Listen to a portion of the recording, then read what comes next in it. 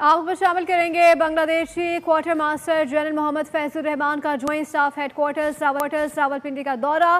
Chairman joint chief of staff committee general Sahir Shamshad से मुलाकात की है। मुलाकात के दौरान दोनों फरीकों ने खिते की मौजूदा सिक्योरिटी सूरत हाल पर तबादला ख्याल किया और दिफा और सिक्योरिटी के शोबे में मौजूदा ताउन को बढ़ाने के लिए मुश्तरका अज़म पर जोर दिया गया।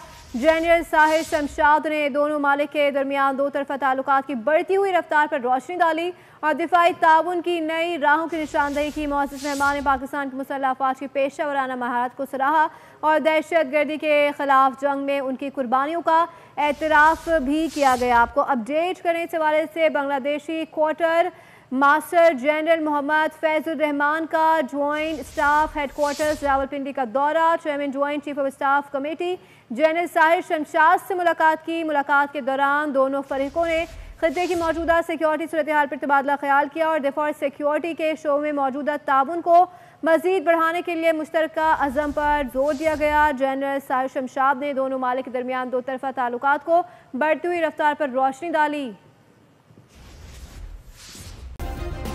सब्सक्राइब करें और बेल दबाएं ताकि कोई खबर रह न जाए।